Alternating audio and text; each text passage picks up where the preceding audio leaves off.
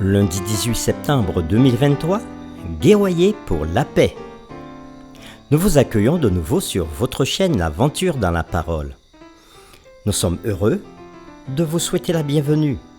Que Dieu nous ouvre l'esprit et nous guide dans l'enseignement de sa parole et qu'il nous bénisse. Nous vous invitons à participer avec nous en cliquant sur le pouce, en vous abonnant pour recevoir des notifications de chaque jour. Laissez-nous des commentaires et surtout partagez le lien avec tous vos contacts.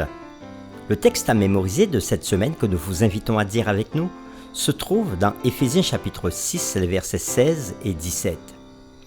Prenez par-dessus tout cela le bouclier de la foi avec lequel vous pourrez éteindre tous les traits enflammés du malin.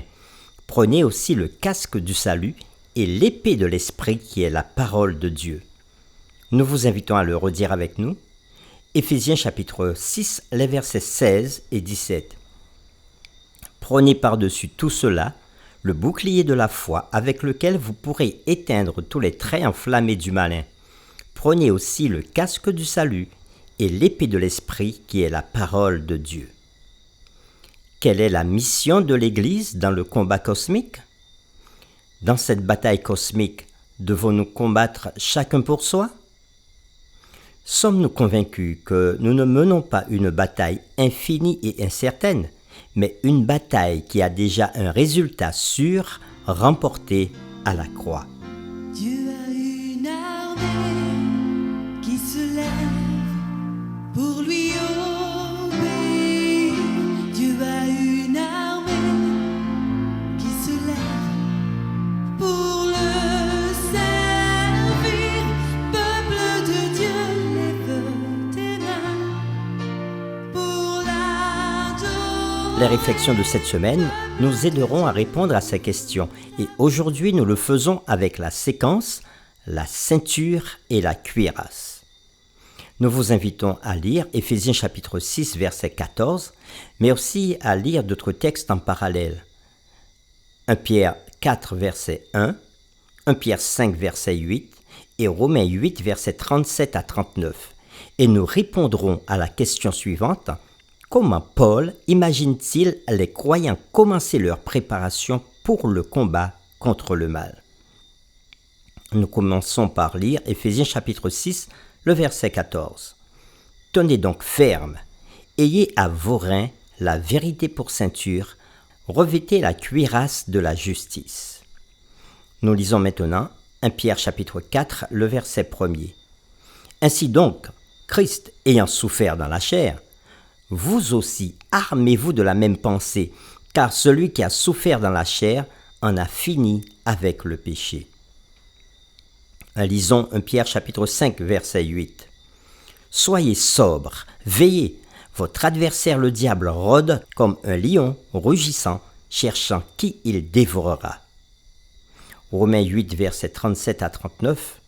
Mais dans toutes ces choses, nous sommes plus que vainqueurs par celui qui nous a aimés, car j'ai l'assurance que ni la mort, ni la vie, ni les anges, ni les dominations, ni les choses présentes, ni les choses à venir, ni les puissances, ni la hauteur, ni la profondeur, ni aucune autre créature ne pourra nous séparer de l'amour de Dieu manifesté en Jésus-Christ, notre Seigneur.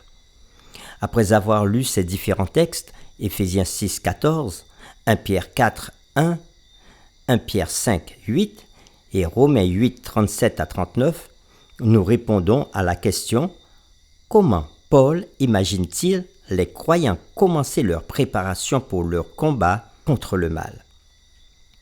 L'avertissement de Paul d'un combat intense dans Éphésiens chapitre 6, verset 13 prépare les lecteurs à son dernier appel à tenir ferme.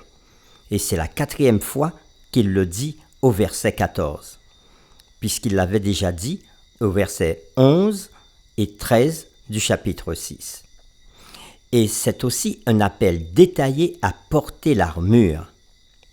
Paul décrit l'action de ceindre ses reins. On trouve ce texte aussi dans Ésaïe chapitre 11, le verset 5. Mais nous lirons pour mieux comprendre le texte les versets 1 et 2, puis nous lirons le verset 5. Puis Un rameau sortira du tronc d'Isaïe, et un rejeton naîtra de ses racines. L'esprit de l'Éternel reposera sur lui. Esprit de sagesse, d'intelligence, esprit de conseil et de force, esprit de connaissance et de crainte de l'Éternel. Nous lisons maintenant le verset 5 qui dit « La justice sera la ceinture de ses flancs et la fidélité la ceinture de ses reins. » Oui, dans l'ancien temps, les vêtements amples devaient être attachés autour des reins avant le travail ou avant le combat. On peut le voir aussi dans les textes suivants, Luc chapitre 12, versets 35 et 37, de même que Luc chapitre 17, le verset 8. Nous lisons premièrement Luc 12, verset 35 jusqu'au verset 37. « Que vos reins soient sains et vos lampes allumées, et vous, soyez semblables à des hommes qui attendent que leur maître revienne des noces afin de lui ouvrir dès qu'il arrivera et frappera. Heureux ces serviteurs que le maître, à son arrivée, trouvera vaillants. Je vous le dis en vérité, il se ceindra, les fera mettre à table et s'approchera pour les servir. » Lisons maintenant Luc 17, verset 8, mais nous commencerons au verset 7. « Qui de vous, ayant un serviteur qui laboure ou paie les troupeaux, lui dira quand il revient des champs, « Approche vite et mets-toi à table. » Ne lui dira-t-il pas au contraire, « Prépare-moi à souper, ceins-toi et sers-moi jusqu'à ce que j'ai mangé et bu. Après cela, toi, tu mangeras et boiras. » Fin de la lecture. Oui, dans l'ancien temps, les vêtements amples devaient être attachés autour des reins avant le travail ou le combat. Et Paul imagine le croyant vêtu d'une armure comme le ferait un légionnaire romain, à commencer par la ceinture militaire en cuir avec ses plaques de ceinture décorative et sa boucle. Sur la ceinture s'accrochait un certain nombre de sangles en cuir recouvertes de disques métalliques, formant ensemble un tablier porté comme un badge de rang pour l'effet visuel. La ceinture remplissait la fonction essentielle d'attacher les vêtements et de maintenir d'autres articles en place. La vérité n'appartient pas aux croyants. C'est un don de Dieu, comme pour le salut de Dieu. Et d'ailleurs, il est dit dans Éphésiens chapitre 2, verset 8, « Car c'est par grâce que vous êtes sauvés, par le moyen de la foi. Et cela ne vient pas de vous, c'est un don de Dieu. » Cependant, elle ne devrait pas rester abstraite et être un atout lointain, sans aucun impact transformateur sur la vie du croyant. Les croyants doivent revêtir la vérité de Dieu, expérimenter et utiliser ce don divin. Ils ne possèdent pas la vérité de Dieu, mais la vérité de Dieu les possède et les protège. Paul exhorte ensuite les croyants à revêtir la cuirasse de la justice. Tout comme la ceinture de vérité, elle est d'origine divine, faisant partie de l'armure de Yahvé dans son rôle de guerrier divin, tel que nous pouvons le lire dans Ésaïe chapitre 59, verset 17. Il se revêt de la justice comme d'une cuirasse, et il met sur sa tête le casque du salut. Il prend la vengeance pour vêtement, et il se couvre de la jalousie comme d'un manteau. L'armure utilisée par les soldats de l'époque de Paul était faite de côtes de mailles, petits anneaux de fer entrelacés, de la cuirasse, petite échelle de bronze ou de fer qui se faufile, ou de bandes de fer superposées, fixées ensemble. Ce gilet pare-balles ou cuirasse de l'époque protégeait les organes vitaux des coups de l'ennemi. De manière analogue, les croyants doivent faire l'expérience de la protection spirituelle offerte par le don protecteur de la justice divine.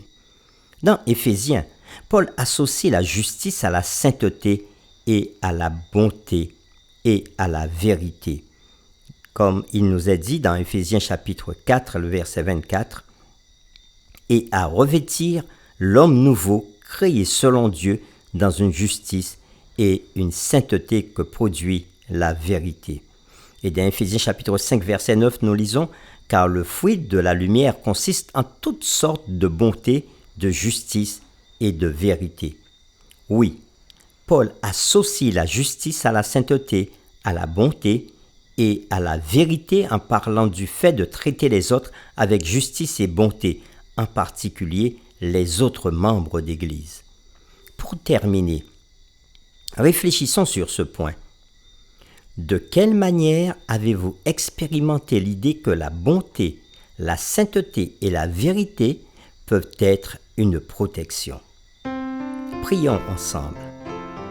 Dieu de victoire et de délivrance, nous te donnons gloire et honneur. Toutes nos louanges soient à toi, au Christ Jésus et au Saint-Esprit. Merci pour ton enseignement de ce jour, qui nous rappelle encore que la bataille est là, tous les jours. Un appel est lancé pour la 4e fois, à tenir ferme, et c'est aussi un appel détaillé à porter l'armure. Tu nous parles de 2 parties de cette armure aujourd'hui. Premièrement, la vérité. Elle ne nous appartient pas, c'est un don qui vient de toi. Elle n'est ni abstraite, ni sans impact transformateur sur nos vies. Au contraire, nous devons la revêtir, l'expérimenter. Ta vérité, c'est elle qui nous possède et nous protège. Tu nous donnes aussi, dans cette armure, la cuirasse de la justice. Elle est aussi d'origine divine, venant de toi. Tu nous appelles à revêtir ta justice divine pour faire l'expérience de la protection spirituelle. Alors, donne-nous de saisir tes armes, de nous en revêtir. Nous te donnons encore le commandement dans la bataille et proclamons ta force, ta puissance, ta victoire et ton règne en nous et pour nous. Merci Père pour toutes tes ressources engagées pour nous par la puissance de ton Esprit, au nom de Jésus-Christ. Amen.